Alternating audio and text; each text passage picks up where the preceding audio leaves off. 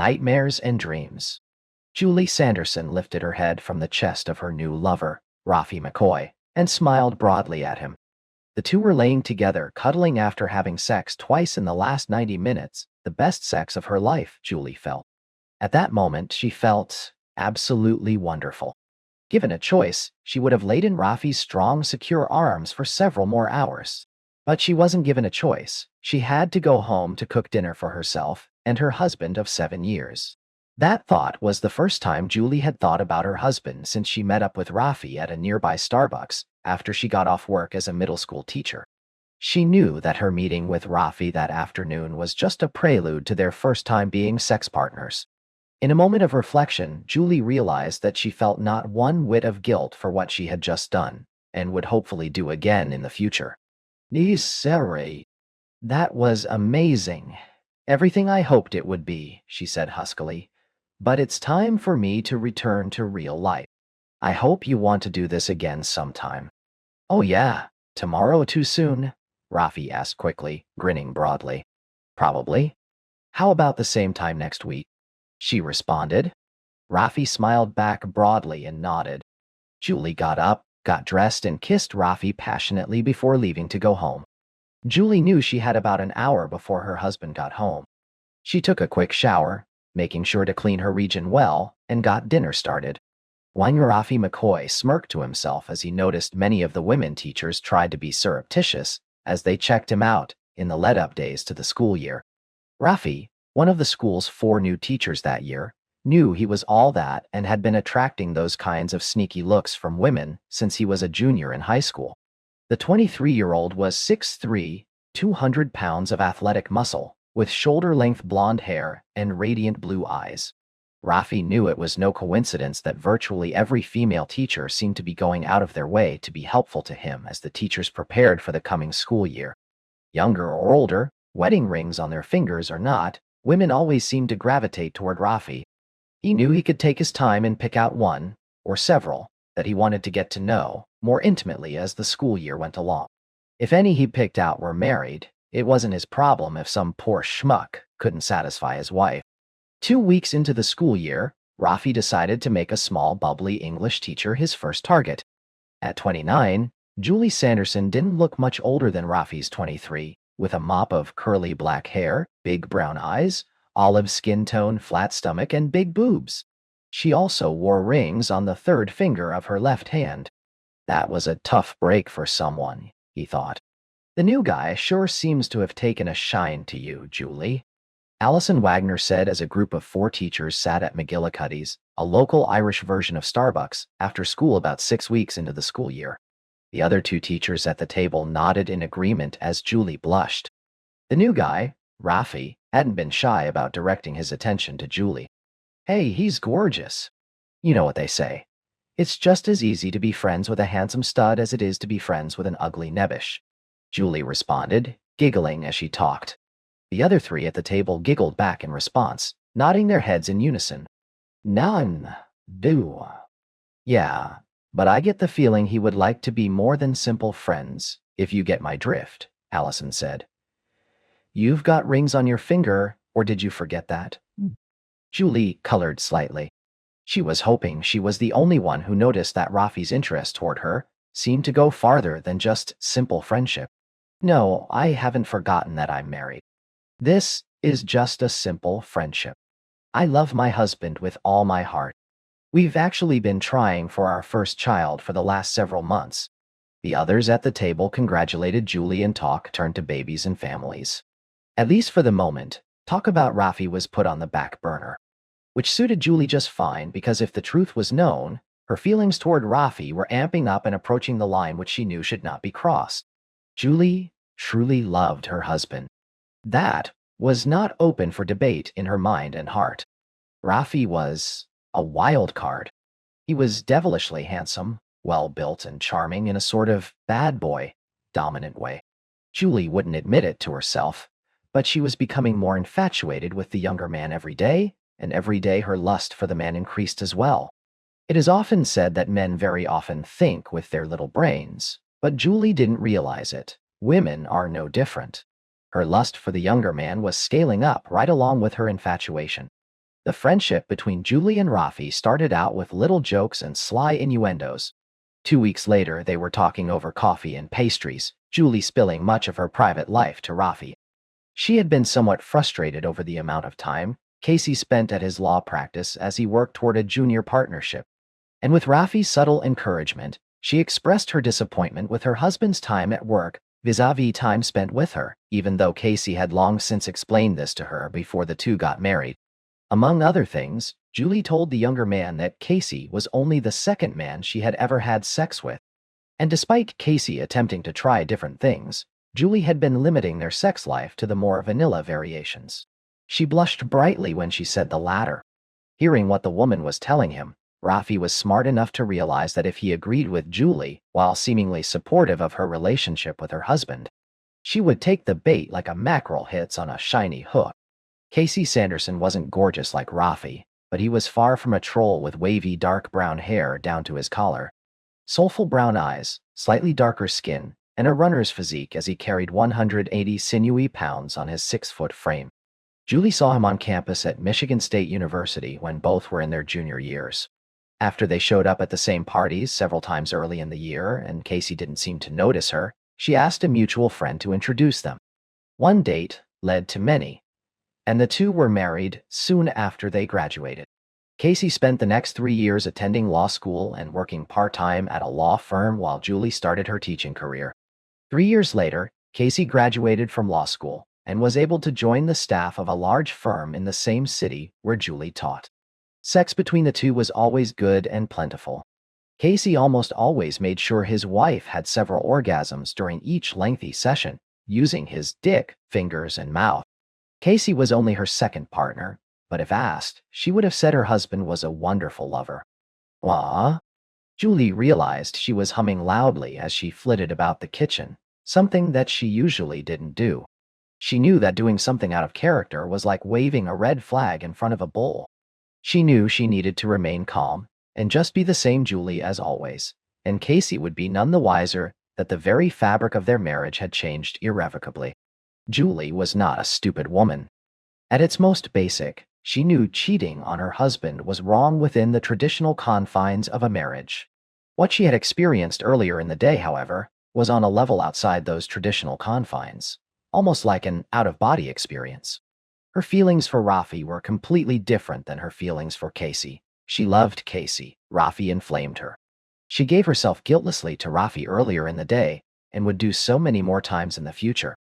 Her feelings of being so totally overwhelmed sexually by this man made the experience completely outside of anything she had with her husband.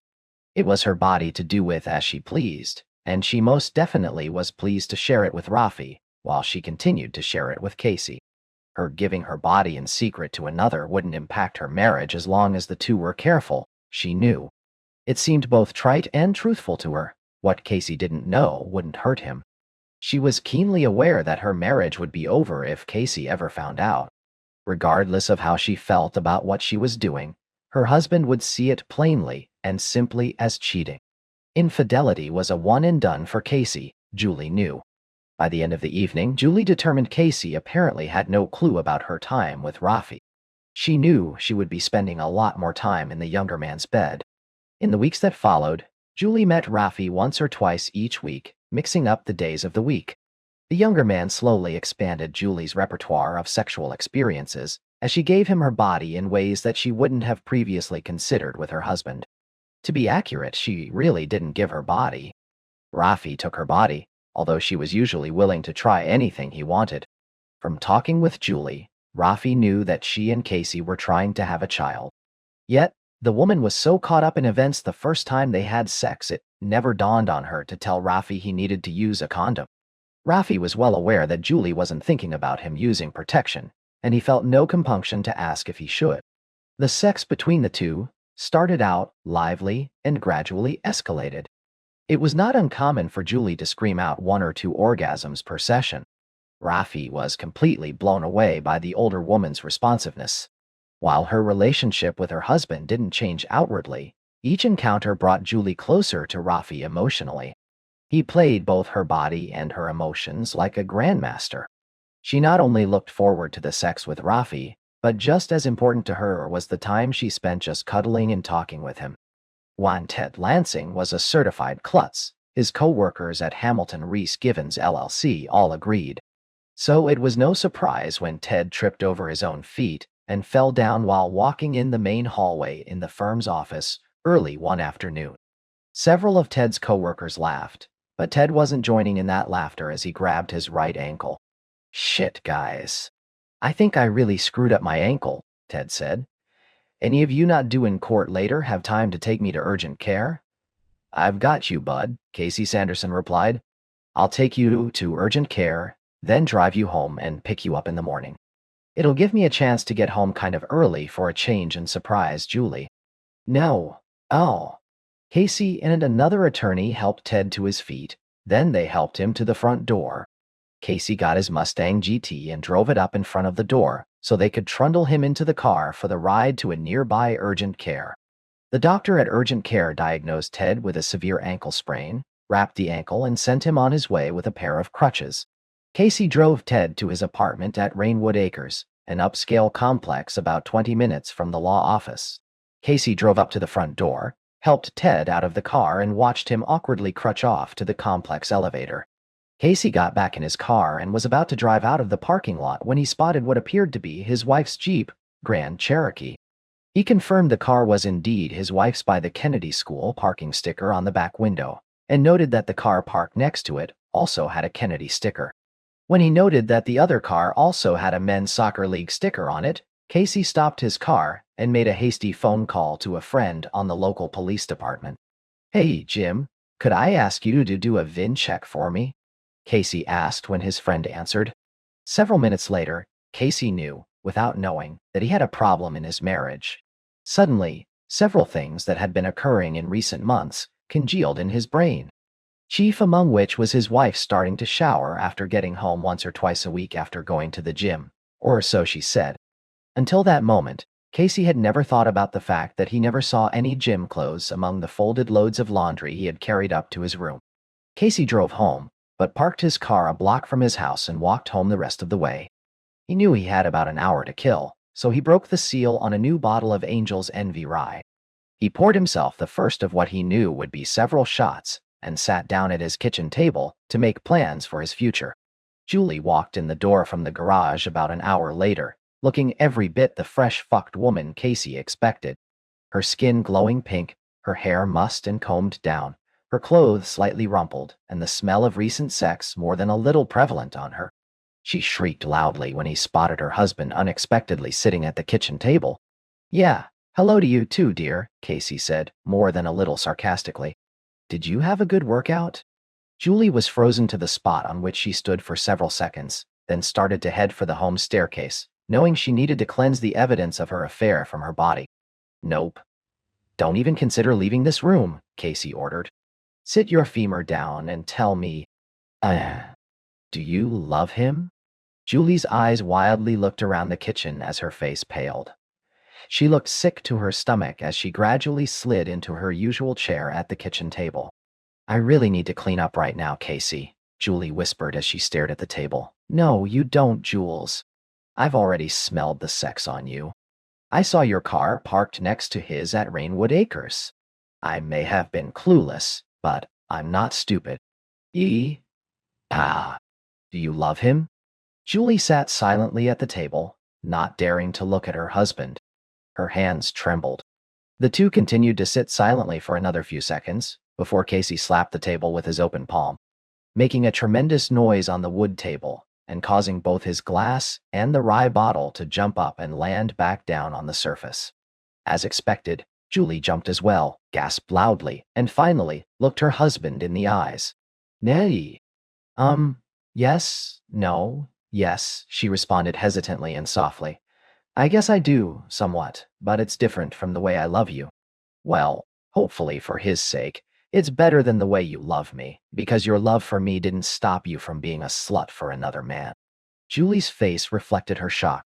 Her husband had never spoken to her with this much vitriol and those kinds of words. "Ian Sao.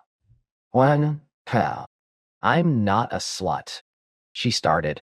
"You're a married woman who's been having sex with a man other than your husband.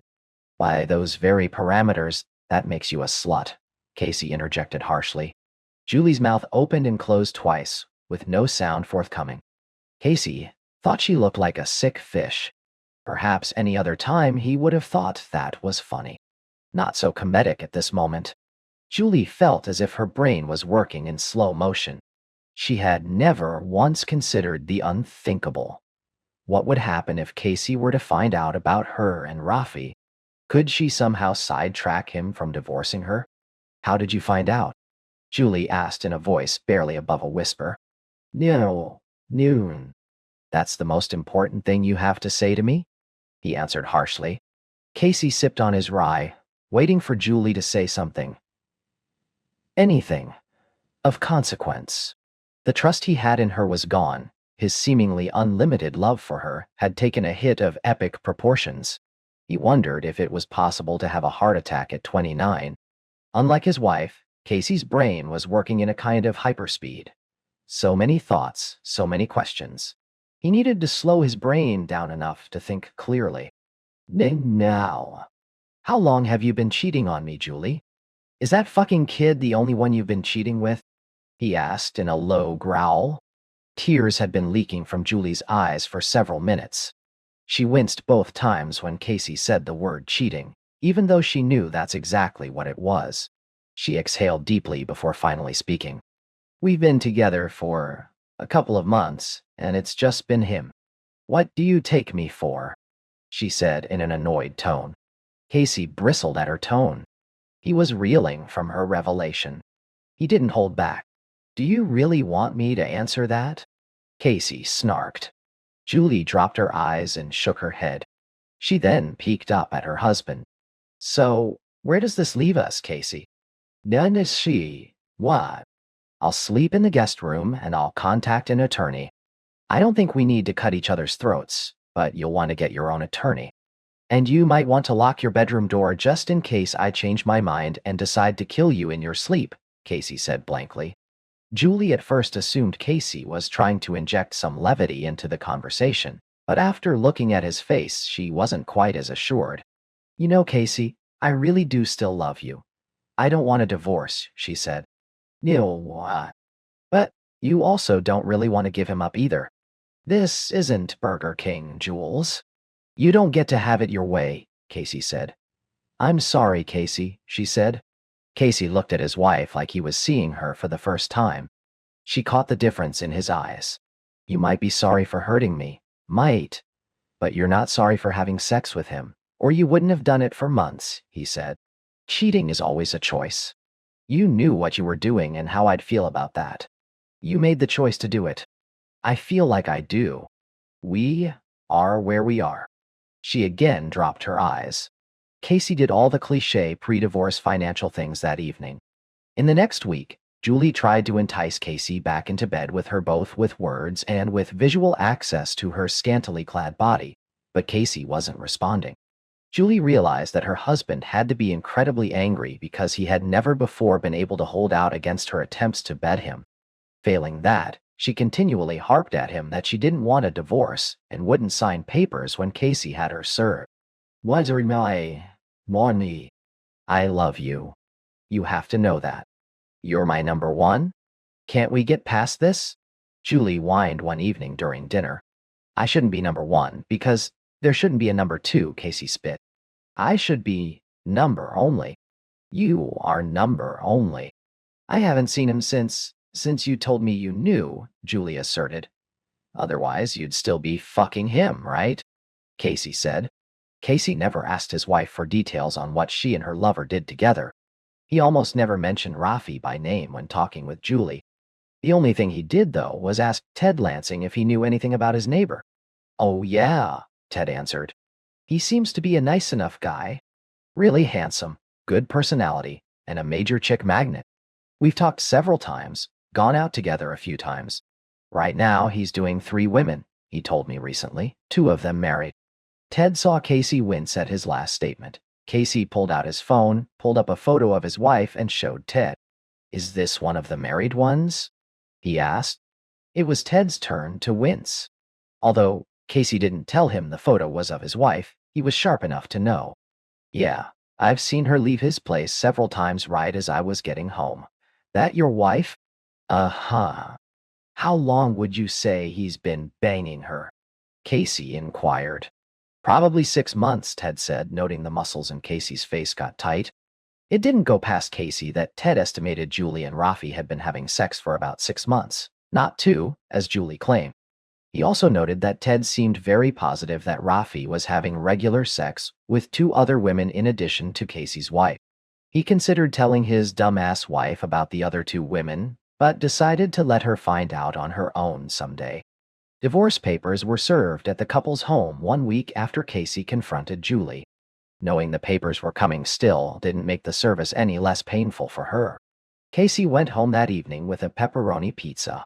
He knew his wife was being served that evening and knew she would probably be in no mood to cook a meal.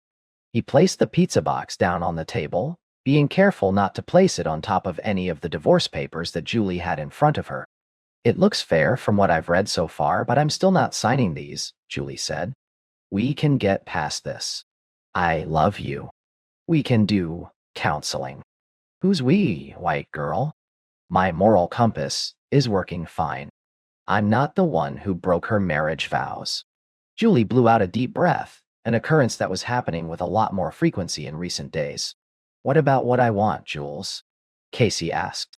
I didn't want a cheating spouse for my wife. I still don't want one. I can't trust you. You don't respect me. 10 days later, Casey woke up to the faint sounds of someone throwing up nearby. He wasn't sleeping well in the guest room, so he arose quickly when he heard Julie barfing in the master bedroom and suite. He noticed that she seemed to be nauseous in the morning during the week, and now this… Fuck. You're pregnant, aren't you? Casey accused his wife as he walked into the bathroom where she was hunched over the stool on her knees. Mine or his? God damn it, Julie! Julie gave her husband a sideways glance right before she again retched into the stool. When she finished retching, and her brain returned to her, he couldn't possibly know for a fact that she continually let Rafi fuck her bareback, yet at the same time he knew. She considered telling Casey a lie, but she knew with 50-50 odds and Rafi being a light-skinned blonde, that not being truthful wasn't the wisest choice. She opted for silence, even if she knew that not answering was still an answer. I'll go make some coffee and toast. I guess. I'll be in the kitchen when you get done, Casey said. Julie cleaned up, brushed her teeth, and headed for the kitchen 10 minutes later. I know you can have the baby DNA tested at 2 months, Casey said. If it's mine, well, that's one thing. If it's his, that makes you nothing more than a pregnant slut. His pregnant slut. His worry. Julie nodded in understanding as her eyes filled with tears. She had to admit to herself that letting Rafi take her unprotected was the second stupid thing she could have done. 2 weeks later, the verdict was in, from Casey's viewpoint. You do realize that this weakens your case significantly, don't you? He asked. While many family court judges will not let a divorce finish until a pregnant woman has the baby, the one in the Sanderson case was not one of those. Julie was 8 months pregnant when the divorce became final. Casey had moved into an apartment when Julie was 6 months pregnant. A month later, Rafi moved into the house with Julie.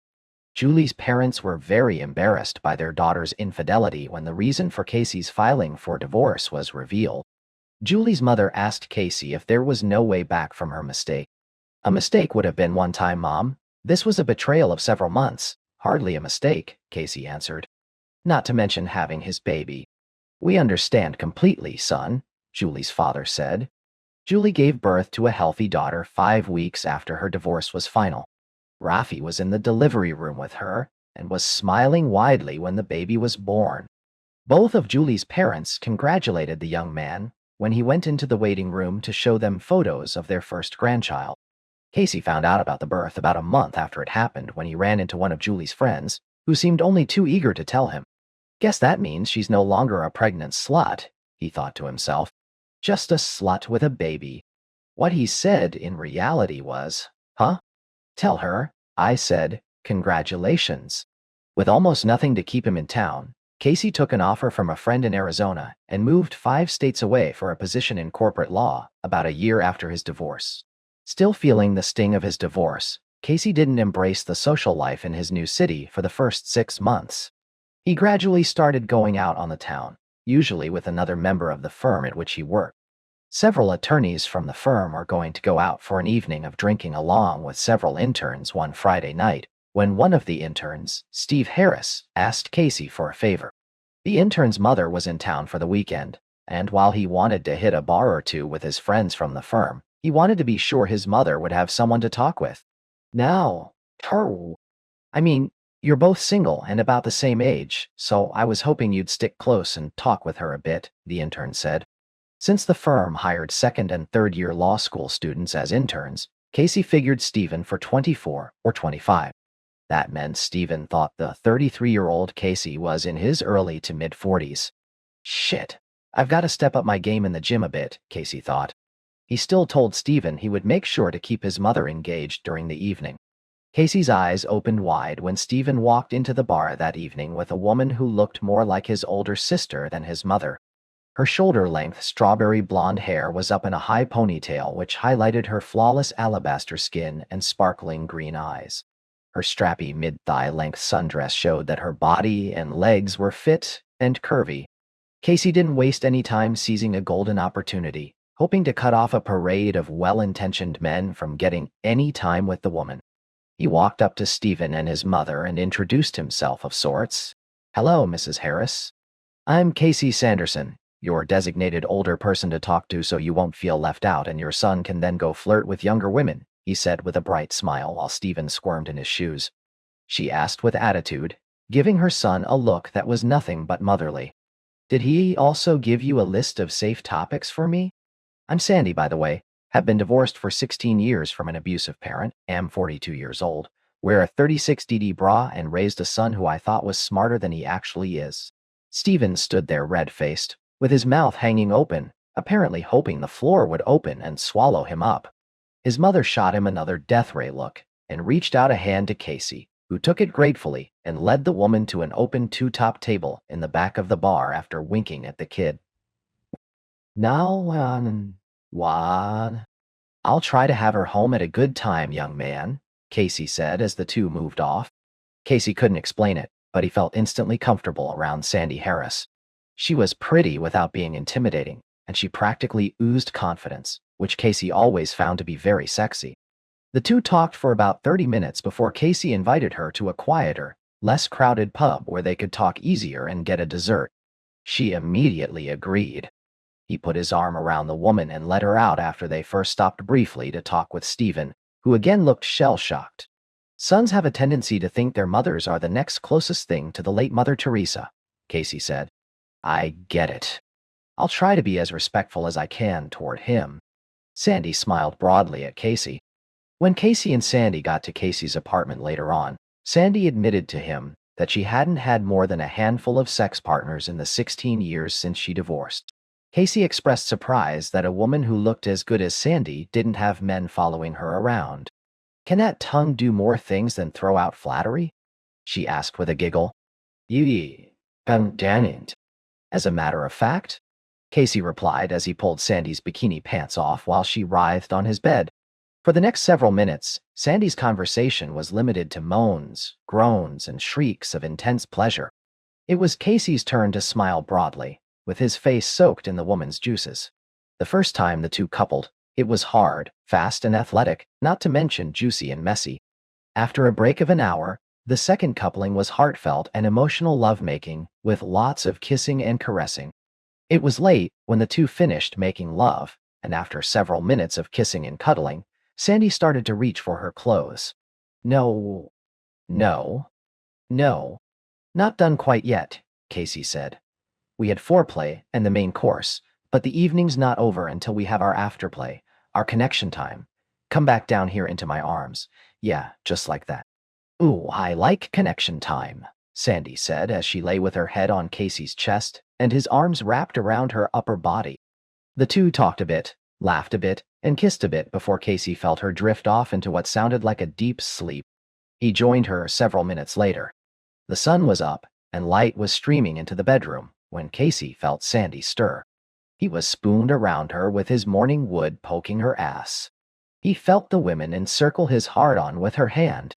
He responded by moving slightly, allowing her to guide his hardness into her waiting wetness. Casey kissed Sandy's neck and shoulders several times while they made love again. He was hoping to feel her orgasm one more time, but that didn't happen before he had his own release after about 20 minutes. Sandy waited until Casey got soft and slid out of her before she turned to face him with a broad smile on her face. You probably don't believe this, but this is the first time I've ever spent the entire night in a man's bed since my divorce. I love the feeling of being safe and secure in your arms, Sandy said. Damn, I love having you in my arms. How about I make us some breakfast? Casey asked. Didn't you tell my son you'd have me home at a reasonable time? Sandy asked with a giggle. I think by noon is a reasonable time, Casey answered. We'll bring pizza with us. That always makes things better. Julie and Rafi settled into life as parents of a newborn, getting a lot of help from Julie's parents, who were thrilled to be grandparents. Rafi's parents also helped out, although they lived about 2 hours away. They were surprised at first that Rafi had chosen a woman 8 years his senior, and both were somewhat disappointed that he had apparently broken up Julie's marriage. For her part, Julie had seemingly overcome her misgivings about her divorce. Her feelings for Rafi had grown considerably during the affair, and by the time the baby was born, the two had developed a firm commitment to each other. Even if she knew the two didn't have quite what her ex-husband called a connection, as she had with him. In addition, her initial assessment of having the best ever sex with Rafi had been tempered by time and reflection. She realized that a big part of her being thrilled was that Rafi was new, different, and illicit. The sex with Rafi was still good, but maybe not quite that much better than with Casey. 2 years later, Julie and Rafi added a son to their family. Julie figured the family was complete and went back on the pill, even though Rafi wanted Julie to have more kids because he loved having sex with her pregnant body. I'm not having a half-dozen kids because you love playing with my preggy boobs and big belly, she repeatedly told him when he tried to talk her into more kids. Stephen Harris walked his mother down the aisle 18 months after he introduced her to his co-worker, Casey Sanderson. Out. The newly minted Sandy Sanderson had moved into a house with Casey 6 months earlier. There's no way in hell I'm calling you Dad, Stephen told Casey when Casey and his mother told him they were going to be married, unless you give me one hell of an allowance. Ah, so we know what you are. Now we're just negotiating payment, Casey said in his best courtroom voice to the younger man, who had joined the same firm Casey was part after he passed the bar exam. Both men laughed while the woman shook her head. This is exactly why people say attorneys have no sense of humor, Sandy said. A year later, Casey and Sandy were lying in bed, snuggling after a satisfying session under the sheets, when Sandy asked him a question Casey didn't see coming. Did you ever consider having children, honey? She asked him as she licked his collarbone. Casey thought for a long moment before he answered. Yeah, Julie and I were on the verge of starting a family when she started cheating on me, he said. Now, well, I'm 36 and you're 45. I guess that ship has sailed. Speak for yourself, bub. I'm still up for a challenge if you're willing, she interjected. I love you to pieces, Case, and if you want a kid, well, I'm game for you. Casey was stunned into silence for several long seconds. You would do that, he asked meekly. Only for you, babe, if you really want a child. But you'd have to make me 2 promises. One, that I'd never hear I'm too old to do. Whatever with our child. And 2, that you would help me lose any weight I'd gained during pregnancy. Would you really be okay with us being the oldest parents in our kids' class? Casey inquired. I'm okay with us being the most mature parents, Sandy said. Besides, it would keep us young keeping up with our child and the parents of our child's friends. Casey shook his head in wonder. There were several things he wanted to say, but being a smart man, he decided discretion was truly the better part of valor. Okay, I'm in. He was excited. Why? Well, not yet. But if you roll over here, I'll stop my pills tomorrow, Sandy said. I can't wait to tell Steve he's going to be a big brother. Nanny. Knowing that this was going to be a one and done, Casey and Sandy made sure to experience everything, from natural childbirth classes to shopping for maternity clothes for Sandy. "Look at this stuff," Sandy whined to her husband as they looked through a maternity clothes catalog. "This is all for 20-somethings. I can't wear this teeny bobber shit. I think you'd look adorable dressed like pregnant Barbie," Casey said with a laugh. "Did I just hear you ask to be slapped hard?" she asked pointedly. No, no. No, you didn't." "I'll shut up now," he answered. In addition to being a very supportive husband during pregnancy, Casey and Sandy also found out that he had a definite thing about sex with a pregnant woman. He made no qualms about loving Sandy's bigger tits and her big belly, which actually worked out nicely since Sandy's libido was sky high during her pregnancy.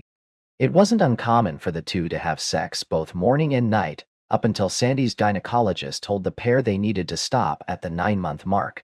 To be extra careful since Sandy was an older pregnant woman. Despite that fact that Sandy was indeed on the upper end of the pregnancy scale, she amazed her doctor with how well she had done during pregnancy. "When my, remind me again, so I don't have to look at your chart the last time you delivered a baby," the doctor asked at what turned out to be her last pregnancy checkup. "Mm-hmm," he noted. Casey was over the moon delighted when Sandy delivered an 8-pound, 4-ounce son 1 week later. "Fuck, yeah. He's beautiful," Casey exclaimed when the baby entered the world. Everyone in the delivery room turned to look at Casey when he made his announcement, with several of the nurses giggling. Even Sandy was shocked at the normally understated Casey's verbal articulation, and she giggled as well. "Ooh, sorry. Was that too much?" he whispered. "That was perfect, babe. Absolutely perfect," Sandy whispered back as the nurses in the room all looked at each other with big smiles. A beaming Casey practically bounded into the waiting room to tell both sets of grandparents and Uncle Stephen about the new arrival.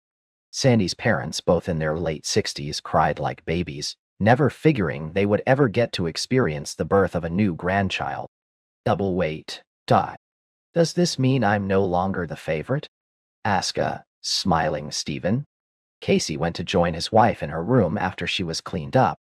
The baby was brought in and handed to Casey when he asked if he could hold him.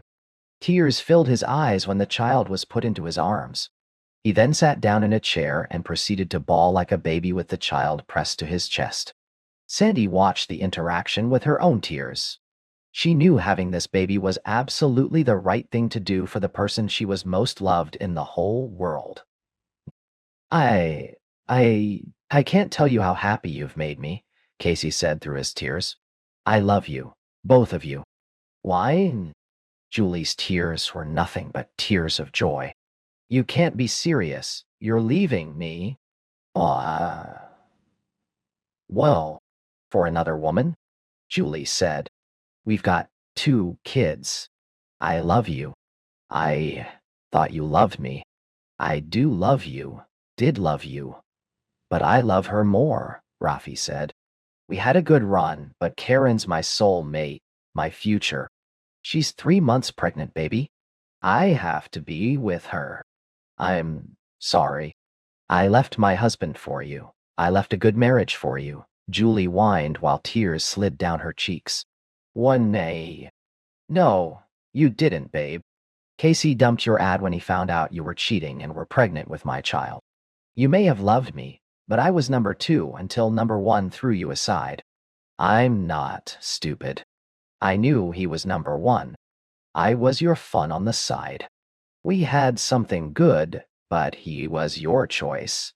Until you weren't his choice. Now you're not my choice either anymore." Julie was devastated by Rafi's defection from her life, which left her as a single mother with 2 small children. Also, the subtraction of Rafi's salary from the household placed a crimp on Julie's financial situation. Since the two had never married, there would be no asset split, although Rafi promised to pay child support, a promise which lasted about a year. It finally took the expense of Julie hiring an attorney and going to court to get Rafi to restart support payments. As she had done on a regular basis since her divorce, she often wondered what Casey's life would be like without her. The only thing she knew was that Casey had left the area soon after the divorce. Knowing how badly Rafi's leaving had hurt her, Julie got her first real taste of remorse for what she had done to Casey. With two small children at home, dating wasn't a priority for Julie, who was still a pretty woman with a curvy figure. She wasn't exactly a nun, however, and it wasn't uncommon for her to spend time in a man's bed on the nights she got a babysitter and went out for an evening. Chris Tavares was the closest thing Julie's town had to royalty. He spent 2 years playing basketball in the NBA and 6 more years playing in Europe after being a three-sport star for the local high school. At 30, he was still fit at 6'4", 210 pounds, and he hadn't had any trouble charming women out of their pants since he was a teenager with his wavy brown hair and vibrant blue eyes. Chris was back in town after retiring from basketball. He had gotten a job as a vice president of a mumbled euphemism for being a handsome hero that First National Bank could trot out for big clients and special events. First National President Doc Langley, one of the true movers and shakers in town, enjoyed having Chris on staff, and Chris had no problem picking up a sizable check just for being Chris. When he needed to, Chris enjoyed pointing out that he did major in marketing in college and did graduate. Julie didn't follow sports and really had no idea who Chris was when he asked her if she wanted to dance one night after work while she was out with friends. The other three women at the table, teachers from the same school as Julie, were agog as the local heartthrob held his large hand out to Julie expectantly. Julie didn't realize that his question was hardly that. It was more a courtesy command. Julie quickly figured out that this man was not the average Joe when he blatantly looked her up and down as she rose out of her chair. He didn't even try to look coy and spent more than a quick second looking down her fairly low-cut blouse, which caused her to blush pink. She had to admit to herself that she found the man's confident, somewhat cheeky manner arousing. While she didn't know his past, Julie thought that the man handled himself well on the dance floor, moving with easy, athletic grace as the first two songs were faster. The third song was a slow ballad, and he surprised Julie when he pulled her in tight up against his hard body. She was pretty sure she felt a sizable bulge in the man's pants when his crotch rubbed against her stomach. She looked up into the man's eyes and gave him a confident grin. He returned her grin with a leer. The two stayed out on the floor for several more dances, then returned to the table Julie was at with her friends. Her friends were very pleased to make room for the handsome hero. Chris talked confidently with all four women, but made sure to pay close attention to Julie, whose face and upper chest were flushed red. 45 minutes later, Julie and Chris left the club hand in hand. Julie had learned her lesson with Rafi and had insisted on her partners using condoms. All since Rafi had, until Chris decided he was special and didn't need to use one. Not happening, woman. I hate not feeling every inch of pussy when we're smashing, Chris explained while the two were on his sofa kissing passionately. Julie knew she shouldn't do what she was about to do. But this man was gorgeous and demanding, and she was dripping wet. She knew Chris could smell her arousal. Maybe just this once turned out to be dozens of times as Julie and Chris became a regular item. Chris was staying at Julie's house several nights each week. Her kids still called him by his given name, but had begun to think of him as Dad. Several months later, Julie had a small baby bump. Her father, in particular, was not happy with her. Damn, Julie. They know what causes that now, her father grumped at her one day while visiting. Is hometown hero going to stick around for a bit? The answer to that came about a week later, when Chris told Julie he would gladly pay for the abortion, but he didn't want to have a child with her. But, she stammered, no, we do. Ow. Jules, I love your kids and you're great in the sack, but there's no way I want to be waking up next to you for the next 30 years. You should have stayed married to the first guy, you know, Chris said. Yeah, you don't know how many times I've told myself that, Julie said. Chris offered to pay for an abortion, but Julie could not abort her child. Chris agreed to support the child through college with a written contract. Julie found out he was already supporting another woman's baby as well. Sandy was practically the living embodiment of a happy soccer mom as her son grew. She and Casey were usually the first to volunteer for anything, much to the continued surprise of the parents of the other children. If anything, the two had to hold back as they didn't want to be known as helicopter parents. Yet, despite the time they spent with their son, Lloyd, the two always made sure they had time for each other as well. You guys are almost sickening, you know? One of the other mothers said to Sandy one day at a school fundraiser when Lloyd was in 5th grade. The cute looks, the little kisses, the terms of affection. Every time we see you two, it's like a Hallmark Channel movie. Seriously? Not trying to make anyone look bad, Sandy answered. It's just that both Casey and I have seen the other side of things. We've promised each other to always take time to celebrate what we have. It's easy to take each other for granted.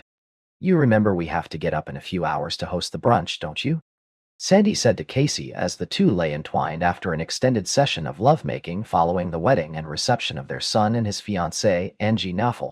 Yes, I do remember, but I'm just enjoying the moment, babe, making sure to savor it before it passes me by. It's a moment I never thought I'd ever get to see, but you made it all possible. You did this, he said before planting a passionate kiss on her lips. I was a broken man, but you put me back together, then gave me a son, a wonderful son. And now this. You might not believe this, but today was the first time I'd thought about my ex-wife in more than 2 decades. You and Lloyd have filled my life with so much love and pleasure that there just wasn't any time to think of Julie and what came before you. But I was thinking earlier that if none of that happened, I wouldn't have met you, and none of this, my renaissance, so to speak, would have happened. In a very real sense, Julie made today happen. All of these last 27 years have happened, in fact. I hadn't thought about her in years. I can tell you that I don't hate her anymore. I don't feel anything for her anymore. I wonder what happened to her, if she and my replacement are lying together right now, doing this very thing. I'm not going to tell you I hope things turned out well for them. I'm not that altruistic. But I don't wish them any harm after all this time. No. I don't remember how many times I heard someone tell me my life would get better after my divorce, and I honestly thought that was all just drivel. Who knew they were right?